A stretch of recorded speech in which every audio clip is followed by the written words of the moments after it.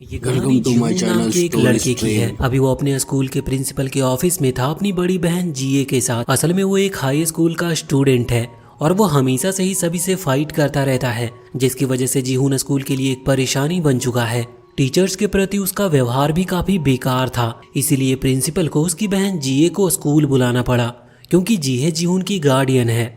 जीए कोशिश करती है कि प्रिंसिपल जीहून को एक लास्ट मौका दे जिससे वो अपने आप को बदल सके, लेकिन प्रिंसिपल उसके बुरे बर्ताव और लड़ाई से काफी परेशान हो चुकी थी, इसीलिए अब वो उसे कोई भी मौका नहीं देना चाहती। और आखिर में प्रिंसिपल उसकी बात नहीं सुनती और जीहून को स्कूल से निकाल देती है। उसी रात जीहून इंटरनेट पर नए स्कूल की तलाश कर रहा होता है और काफ़ी देर ढूंढने के बाद उसे एक ऐसा स्कूल मिल ही जाता है जिसमें कोई रूल्स नहीं थे और उस स्कूल के ज़्यादातर स्टूडेंट उसके जैसे ही परेशानी खड़े करने वाले थे। उसे वो स्कूल बहुत पसंद आता और उस स्कूल में एडमिशन लेने का वो डिसाइड करता है। अगले दिन वो उसी स्कूल में जाता है जो कि पहले एक जेल था, लेकिन अब उसे स्कूल में बदल दिया गया है।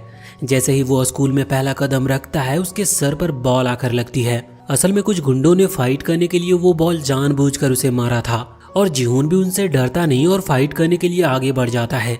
लेकिन तभी उनमें से एक गुंडा उसके पास आता और उसके सामने झुककर बॉल मारने के लिए माफ़ी मांगता है और वहाँ से चला जाता है।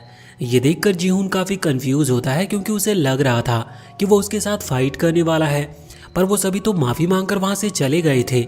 इसके बाद वो उस स्कूल के टीचर के पास जाता है, जहाँ पर उस स्कूल के टीचर नॉर्मल टीचर से काफ़ी अलग थे। उसे उस स्कूल की एक चीज़ काफ़ी पसंद आती है कि उस स्कूल में ज्वाइन करने के लिए कोई बहुत मुश्किल रूल्स नहीं थे।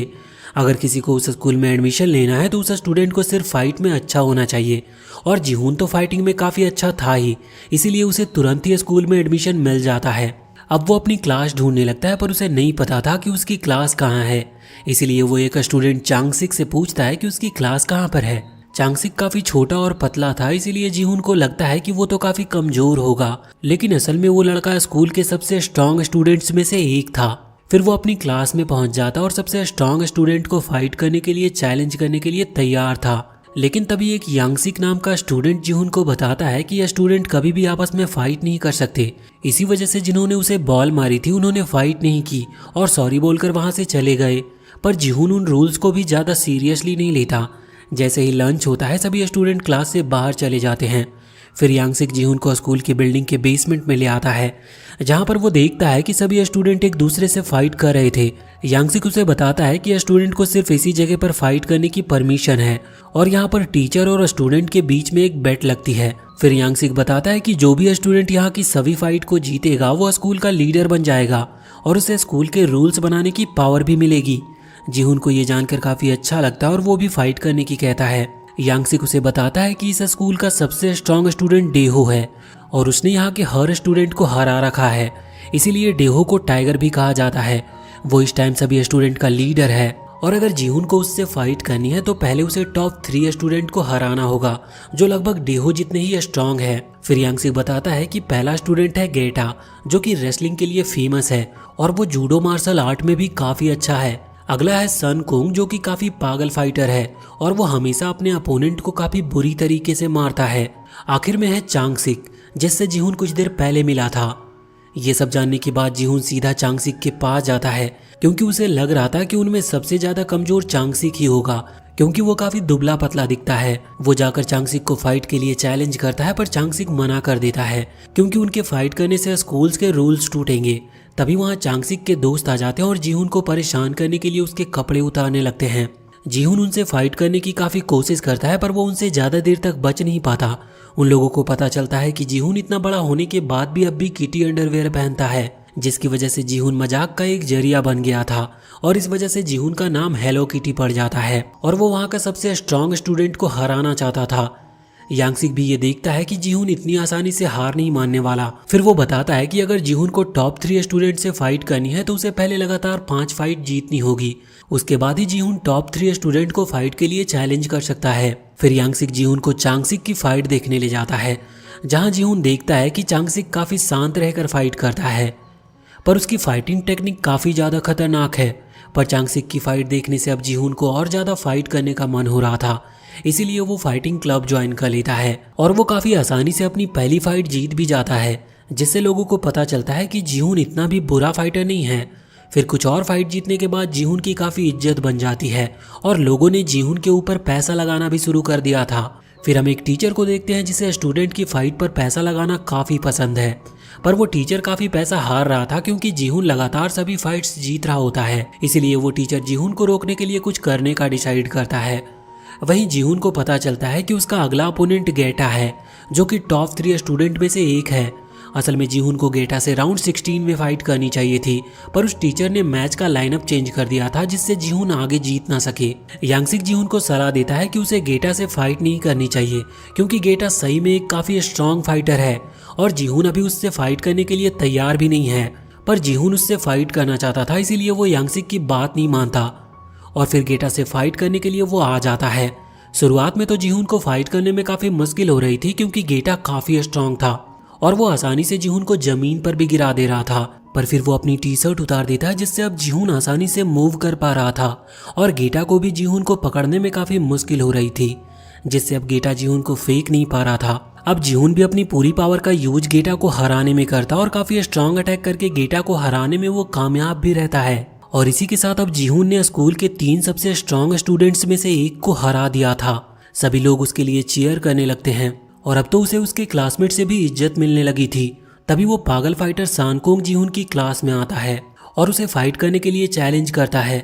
जीहुन फाइट करने के लिए मान भी गया था, लेकिन फिर हम देखते हैं कि वो पागल फाइटर तो काफी ज्यादा स्ट्रॉन्ग है और जीहुन का हर अटैक वो सह लेता है और जीहुन के हर अटैक के बाद वो वापस से खड़ा भी हो जा रहा था। जैसे ही जीहुन थकने लगता है तभी सानकोंग जीहुन पर अटैक करना शुरू करता है, जिससे हमें पता चलता है कि उसका प्लान ही यही है कि पहले पिटना और जीहुन के थकने के बाद अटैक करना। लेकिन तभी सानकोंग का फेवरेट खिलौना खो जाता है जिसकी वजह से उसका ध्यान भटक जाता है और इसी मौके का फायदा उठाकर जीहुन सानकोंग पर अटैक करता है और वो फाइट जीत जाता है। उसके फाइट के तुरंत बाद ही वहां पर एक लड़का आता है और उसके आते ही वो पूरी जगह बिल्कुल शांत हो जाती है और उस लड़के का नाम डेहो था। असल में वही स्कूल का सबसे स्ट्रॉन्ग स्टूडेंट है। सभी इस वजह से हैरान थे क्योंकि डेहो पिछले काफी टाइम से स्कूल नहीं आया था, जिसकी वजह से सभी को लगता था कि डेहो किसी फाइट में काफी बुरी तरह से घायल हो गया, इसीलिए वो स्कूल नहीं आ पा रहा। लेकिन अब डेहो को देखने पर पता चलता है कि वो तो बिल्कुल सही और ठीक है। चांगसिक डेहो को किसी और की फाइट में बीच में आने की ना कहता है क्योंकि ये रूल्स के खिलाफ होगा, पर वो चांगसिक की कोई बात नहीं सुनता क्योंकि उसका प्लान था कि वो रूल्स तोड़कर स्कूल के हर स्टूडेंट को हराने वाला है। फिर सभी को पता चलता है कि चांगसिक और डेहो फाइट करने वाले हैं और इससे डिसाइड होगा कि स्कूल का अगला लीडर कौन बनेगा। जीहुन और बाकी सभी स्टूडेंट फाइट देखने पहुंच जाते हैं। जैसे सभी को पता था कि डेहो काफी आसानी से जीत जाता है और जीहुन भी ये देखकर काफी हैरान था कि डेहो चांगसिक से भी काफी ज्यादा स्ट्रॉन्ग है। फिर चांगसिक के सभी साथी डेहो की साइड चले जाते हैं। डेहो सानकोंग और गेटा को भी हरा देता है, जिससे एक बार फिर से साबित हो जाता है कि वही सबसे ज्यादा स्ट्रॉन्ग है।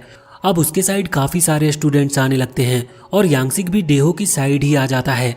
एक दिन यांगसिक को पता चलता है कि डेहो जीहुन से फाइट करने की सोच रहा है और ये जीहुन के लिए काफी खतरनाक हो सकता है। यांगसिक अब भी जीहुन की केयर करता है क्योंकि वो अब भी जीहुन का एक दोस्त की तरह देखता था। इसीलिए यांगसिक जीहुन को डेहो के प्लान के बारे में बता देता है और सलाह देता है कि इससे पहले डेहो जीहुन को कुछ करे उसे स्कूल छोड़ देना चाहिए। लेकिन डेहो उनकी बातों को सुन लेता है, पर यांगसिक और जीहुन छुप जाते हैं। पर अब डेहो समझ चुका था कि यांगसिक ने उसे धोखा दिया है, इसीलिए डेहो के साथ ही यांगसिक को मारने के लिए ढूंढ रहे होते हैं। और वहीं जीहुन को पता चलता है कि डेहो ने यांगसिक को काफी बुरी तरीके से मारा है, इसीलिए वो उसको देखने जाता है। वो देखता है कि डेहो ने यांगसिक को काफी बुरी तरीके से पीटा है और ये देखकर जीहुन काफी निराश होता है कि यांगसिक को उसकी वजह से इतना कुछ सहना पड़ा। तभी डेहो जीहुन को फाइट के लिए चैलेंज कर देता है। इसके बाद जीहुन वापस घर आ जाता और देखता है कि उसकी सिस्टर काफी निराश बैठी है। हमें पता चलता है कि जीहुन और जीहे इस दुनिया में अकेले हैं क्योंकि उनके पेरेंट्स बचपन में ही मर गए थे। अपनी सिस्टर से काफी इमोशनल बातें करने के बाद जीहुन को डेहो को हराने के लिए मोटिवेशन मिलती है और अब वो डेहो को हराकर यांगसिक का बदला लेने के लिए तैयार था। फिर जीहुन डेहो के पास जाता और उसका चैलेंज एक्सेप्ट करता है, लेकिन उसे पता चलता है कि उसे डेहो से फाइट करने से पहले उसके साथियों से फाइट करना होगा। जीहुन उन सभी से अकेले फाइट करने लगता है, पर वो सभी काफी सारे थे जिसकी वजह से वो ज्यादा देर तक उनके सामने टिक नहीं पा रहा था। पर तभी चांगसिक वहां पर आ जाता और उसके साथ गेटा और सानकोंग भी थे। असल में वो भी जीहुन की मदद करने के लिए आए थे। अब वो तीनों डेहो के साथियों के साथ फाइट करने लगते हैं और जीहुन और डेहो किसी दूसरी जगह फाइट करते हैं। उन दोनों की लड़ाई काफी खतरनाक होती है और एक दूसरे पर काफी स्ट्रॉन्ग अटैक कर रहे होते हैं वो लोग, लेकिन इन सब के आखिर में जीहोन की जीत होती है और वो स्कूल का नया लीडर बनता है। और अब वो स्कूल में कोई भी रूल्स बना सकता था और कोई भी रूल को बदल सकता था।